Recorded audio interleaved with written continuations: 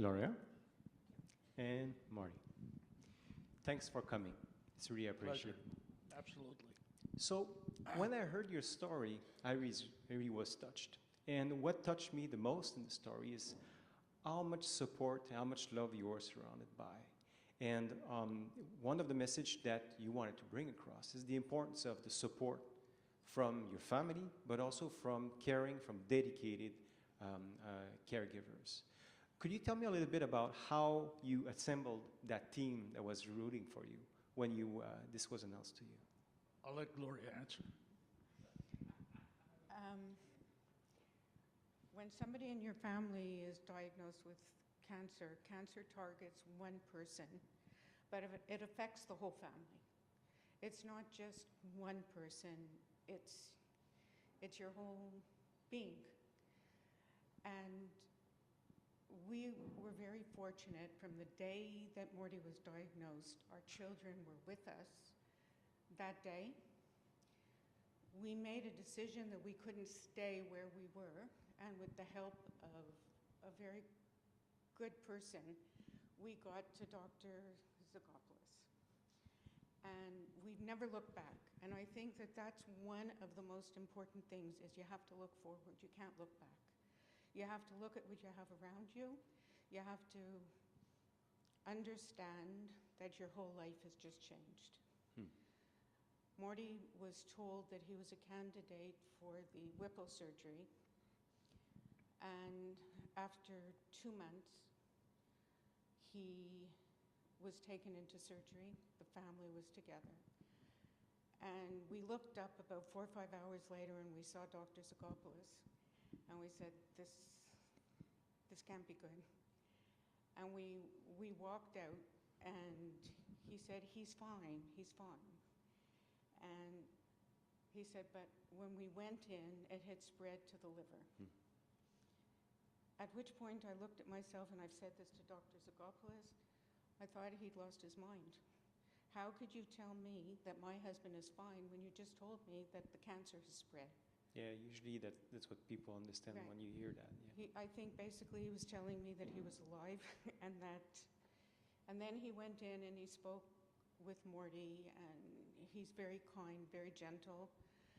And then we had to make another decision. Are we going to stay at the Vic? Are we going to go to the Siegel Center? We really were so blind.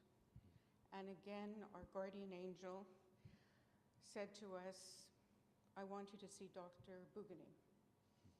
So we met with Dr. Bouganim, who came into Morty's hospital room, sat for 2 hours, spoke to me, spoke to our children who were there with us, and said to us, you have two choices. First of all, you have to stay off of Google. It's your enemy. Second of all, you have to either make a decision to go with a very aggressive protocol, or one was Forinox, whatever it was, and the other one was Gemzar Abraxane. So I guess you need to trust the people who care for you when you come to take the decision. You really have to have the confidence in your caregivers. You have to have the confidence in the people around you, the people that love you, because they are affected. They might, like, I live with him. I see the changes that have happened to him. The man that started this journey is not the man that stands here now. And he's changed, and you can't go through something like this without the change, and it affects them too. But they're there for us 100%. When we had to call an ambulance in the middle of the night, I'd call a kid, and they were riding behind the ambulance, or the others were at the hospital with us. Some were out of town one day, right from the border to the hospital. They're always there for us. They might not always agree with our decisions. We might not always agree with theirs, but they're there. But in And the end, we're you felt that you were well supported when you were taking that difficult decision as to going for the more aggressive treatment. We very seldom ever go to a doctor's appointment without one of our children. Yeah. That was a decision that was made right away. One of them always comes. If for the odd reason all work, they all have lives, whatever. They can't. We put a phone on the desk, and one of them's on the other end, and they let the others know what's been said, what's happened. He started with the Falforinox, if I'm saying it right. It was awful. It was awful. He really said, if this is how it's going to be, I don't know. And he's a very positive person. The decision we made was that we weren't going to live cancer. And it's a hard decision. Yeah. So we spoke with the oncologist, and he changed him to the Abraxane Gemzar. He was on chemo for 3 years, and December 16 will be 1 year that he hasn't had chemo. The disease is controlled. We pray, don't wake it, let it sleep. Morty had a heart attack in the end of May, and when they wanted to do stents, he said to them, listen, you do whatever the heck you have to do, just don't wake this cancer. That's it. And we're together. We're grateful because 4.5 years ago, we didn't know where we would be. Yeah. And it's all due to Dr. Zagopoulos, to Dr. Bouganim, and the incredible people in the treatment room, the nurses, the doctors, Daphne. I mean, I can't say enough. We can't say enough. And, you know, you live your life and you say, oh, you know, today's my child's birthday, tomorrow's my anniversary, and when this happened, it's dates. Yeah. The day you were diagnosed, the day you had your surgery, the day you had your first chemo, the day you had your last chemo, and pray to God that the last chemo was the last chemo. So when you say that there's hope, because we spoke about that, are you convinced that hope comes from dedicated people and loving ones surrounding you when you go through those difficulties? Is that where the hope comes from?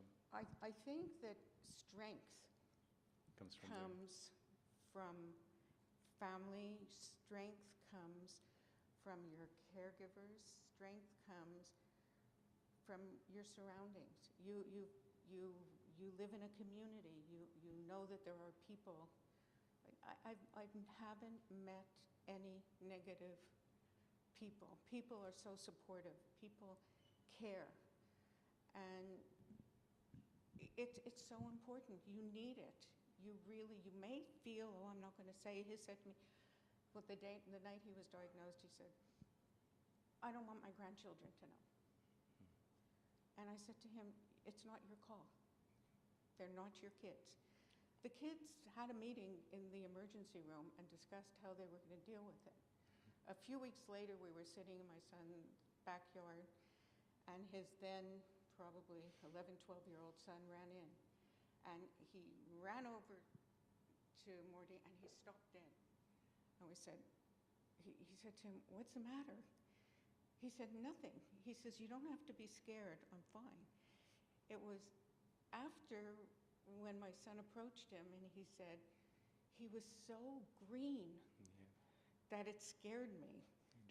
And it's such a terrible feeling. You don't want your grandchild to feel like that, but you appreciate the fact that a child that age was so perceptive that he saw something wasn't right. So if you have one message to leave, a simple message to leave to someone who just got diagnosed, or to the loved ones, what would it be? Be positive. Being Be positive. strong and have faith in your caregivers, and be blessed with family around you.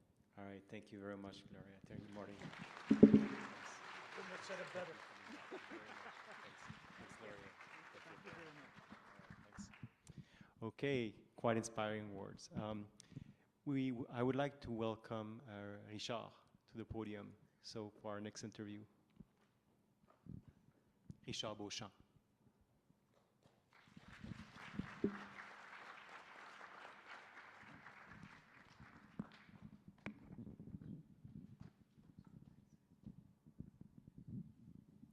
Bonsoir, Richard. Bonsoir, good night. Merci beaucoup d'être venu ici présenter votre témoignage et très généreux de votre part, comme celui pour Gloria et Marty aussi. Quand j'ai entendu votre histoire, ce qui m'a frappé, c'est que on vous avait donné beaucoup de signaux comme quoi il n'y avait plus rien à faire, là.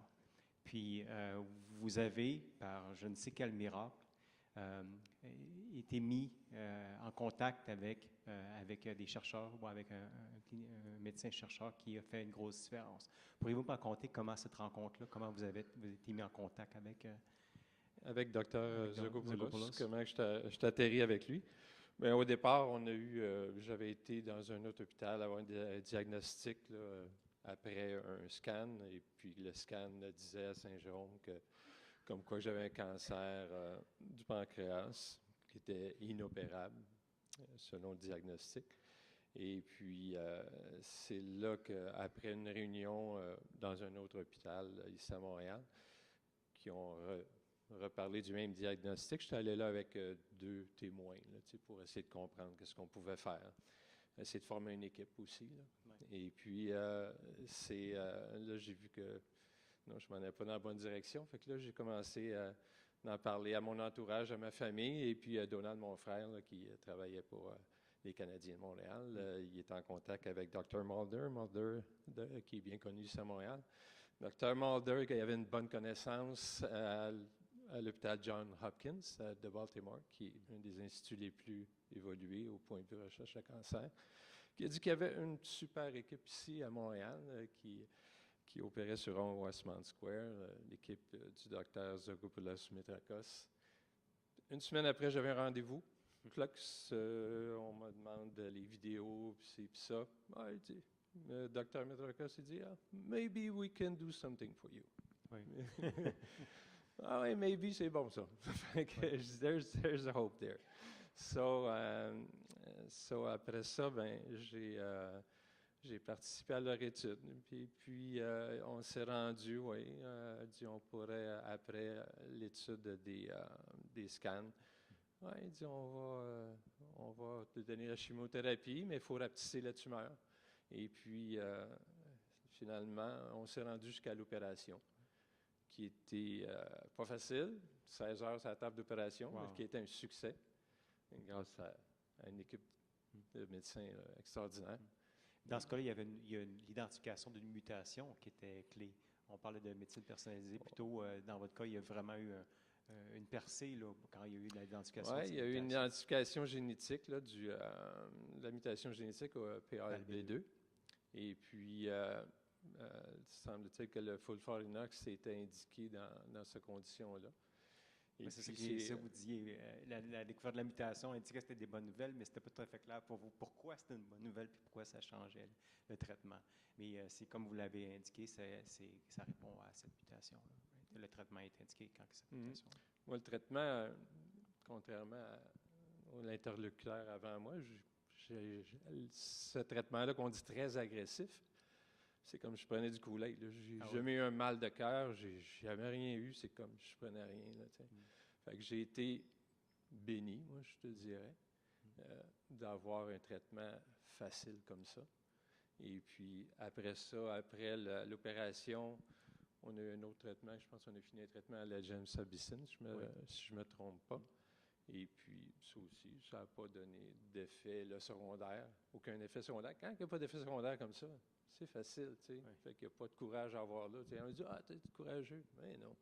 T'sais, moi, j'ai été vraiment là, béni là, de fait d'avoir pratiquement aucun effet secondaire. Je ne connais pas le pourcentage des gens là, qui ont le même genre d'effet que ça. Mais c'est juste ça fait que ça a donné une belle expérience de vie. Oui. Et puis aujourd'hui, ben, je peux vous parler. Puis ça a été comme le monsieur avant moi, il dit oui, ça change une vie, ça c'est sûr. On vit notre vie. Parce que quand j'ai eu le diagnostic, là, je lui dis qu'est-ce que je fais? Ben, qu'est-ce que je fais? Tu te fais un plan bien vite, hein? Tu te dis, bon, ben là, tu passes à l'action, tu t'en mets en mode action. Tu dis, ben, il faut que tu changes de quoi? Parce que si t'es comme ça, c'est qu'il y a quelque chose qui ne marche pas. Oui, c'est ça, c'est un de vos messages qui était vraiment franc quand vous me le disiez. C'est l'importance d'avoir une approche dans votre vie aussi, changer les choses dans votre vie. Puis au niveau de la spiritualité, vous avez trouvé des forces en alignant toutes les Ouais. choses dans la bonne direction. Ben, moi, mon équipe, c'était moi puis mon Dieu, dans le fond. Là, tu sais, j'ai dit, j'ai été chercher le partenaire le plus fort que je connaissais, puis l'énergie la plus forte que je peux avoir en dehors de moi. On a chacun une énergie en dedans de nous autres. Puis j'ai redécouvert mon âme un peu. Là. Tu sais, c'est un peu ça. Puis encore aujourd'hui, à chaque mois, je grandis là-dedans. Je prends des forces physiques à chaque mois, puis je viens fort encore plus spirituellement. Tout Donc, le temps. ça a été une approche avec plusieurs aspects, pas juste au niveau du corps, mais au niveau de la spiritualité aussi. Oui, ça a donné 2 effets. Là. Mais le premier effet, le plus important, c'est l'effet spirituel. C'est la première affaire que j'ai cherchée au départ. Je dis, live or die, tu sais, je m'en vais un jour, on va tout y passer. Fait que tout aussi bien de corriger ce point-là au départ. J'étais déjà croyant au départ, mais je suis devenu plus pratique sur moi-même, dans le fond. Tu sais, que j'ai mis la théorie en pratique sur moi-même, je crois. Tu sais, dans le fond, c'est là que j'ai appris que le premier commandement, puis on lit, puis qu'on ne comprend pas tout le temps. Tu aimeras le Seigneur, ton Dieu, ton âme, ton cœur, tes forces. Je l'ai mis en application, puis l'amour, comme dit l'autre personne aussi, l'amour est très important dans le processus de guérison. Il faut que tu aies de l'amour autour de toi. Oui. Ton Pour certains, c'est la corps, famille, pour certains, c'est ceux des que ce soit la proches, pour vous, famille, que ça ce soit les amis, que ce soit l'amour de la nature, tu sais, l'amour de Dieu, qui est encore plus fort, qui peut revenir, qui fait grandir quelque chose dans toi, ça apporte des forces incroyables. C'est l'amour qui est une partie avec, naturellement, notre équipe de médecins. Ben, nous autres, on était rendus dans un stade pas mal avancé. Fait que, mais il y en a qui guérissent, je te dirais, beaucoup avec l'amour uniquement, mais c'est encore plus miraculeux que moi. Là, Donc, ce que vous dites, qu'est-ce que vous auriez à donner comme message pour quelqu'un qui vient de se faire diagnostiquer ou qui est en traitement présentement? C'est quoi votre principal message? Le principal message, donnez votre vie. N'ayez pas peur de perdre votre vie. Donnez-la tout simplement. De ne pas avoir peur. Pas avoir peur. L'amour, c'est le contraire de la peur. Si la peur fait partie de votre vie, vous retardez ou vous amputez grandement votre processus de guérison et puis vous n'aidez pas votre médecin pendant tout. Fait que laissez l'amour vous guider et puis écartez-vous de la peur ou des gens là, qui vous amènent dans cette ligne de pensée-là et puis tout va bien aller, peu importe le résultat que ça donne. All right. OK, merci beaucoup, Richard. Très apprécié. Merci.